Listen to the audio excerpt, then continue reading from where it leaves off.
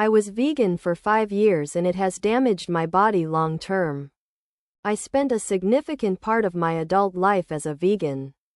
From 2016 to 2021, I eschewed all animal products and loved it. I was cooking more. I was free from food guilt. And I was living through the irrepressible boom in vegan products. My parents were mildly concerned about the health implications, as headlines proclaimed the risks of developing various deficiencies when adopting a vegan diet. But I was in my mid-20s, so both defiant and self-assured. I ate plenty of plant-based protein. I cooked a lot at home. I ate foods rich in fiber and iron, and I made my trips to Holland and Barrett to buy vitamin D and B12 supplements. I was doing everything right. So how could I be wrong? I had spent my late teens and early 20s wrestling with anorexia and then bulimia and had a complicated relationship with restrictive behaviors. Going vegan, perhaps ironically, was a major step for me to let go of a lot of food anxieties and reduce the urges to binge. As long as it was vegan, I could eat it, no matter how healthy. And because I wasn't restricting, any overeating would never tip into binging. But I'd vowed that the moment I could feel myself straining against the limits of the lifestyle, I would listen. In 2021, the call came in the form of a lockdown fried egg, and I haven't really looked back since. I started to eat eggs, then dairy, and eventually meat again. It was mainly a psychological choice to give up my vegan lifestyle. During my veganism, I struggled with my energy levels a lot. I had had periods of very low iron, again thanks to the eating disorder, in my early 20s, so I was aware this could be a factor. But I figured my listlessness was also a result of the low-level depression of scrabbling to find my place in the world in jobs that were either too dull or too outside my interests to really engage me. Often I dismissed it as a hangover. Sure, it could be my iron levels, but that would be to admit vegan defeat, so I didn't look at it too closely. I'd taken iron supplements before. I would do it again when needed. Then, when I started the transition from vegan to vegetarian, then pescatarian, and finally a bona fide meat eater, I felt my energy levels begin to pick up. It wasn't a huge jump. In a fun twist, I'd developed obsessive-compulsive disorder, and the constant panic was a new, spicy source of exhaustion, but it was enough to be noticeable. But had it solved it completely?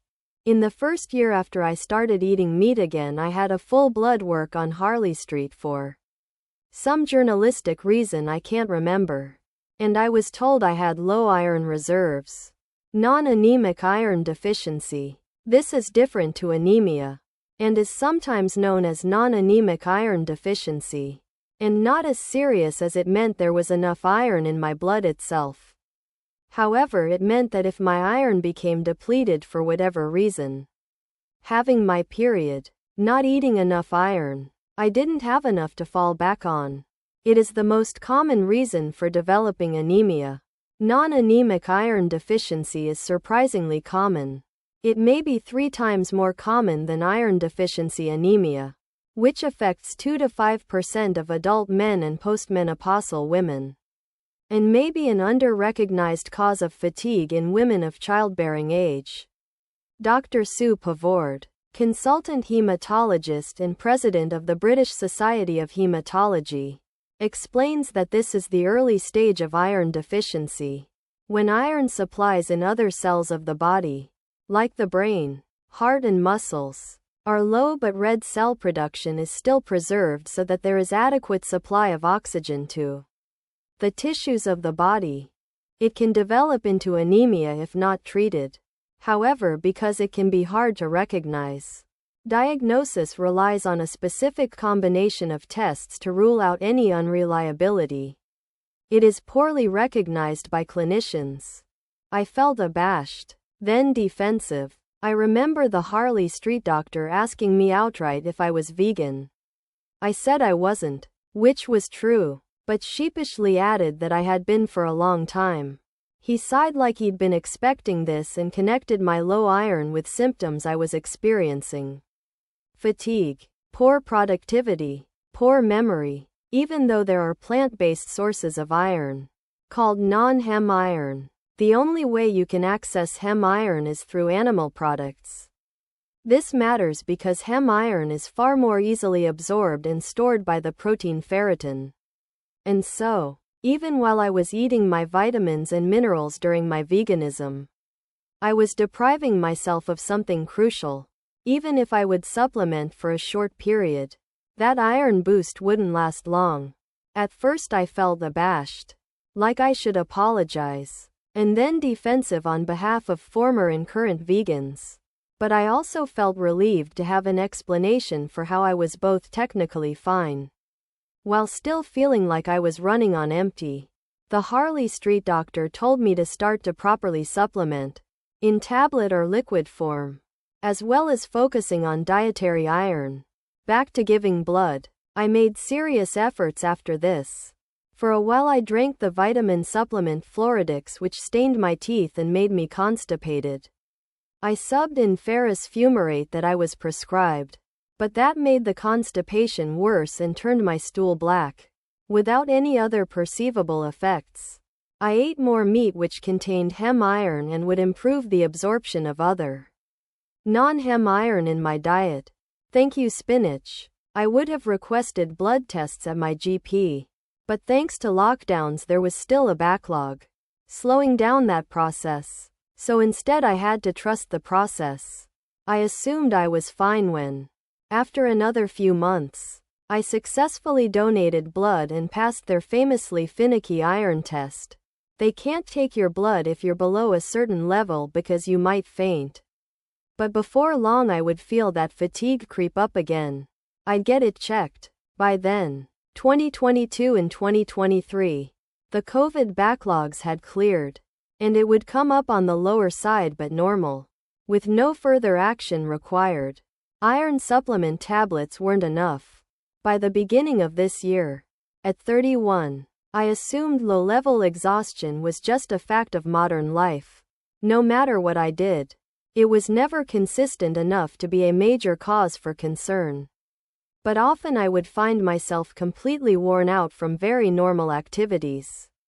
It would manifest in weird ways. I could go for long runs comfortably but would get exhausted doing 5 minutes of crouching.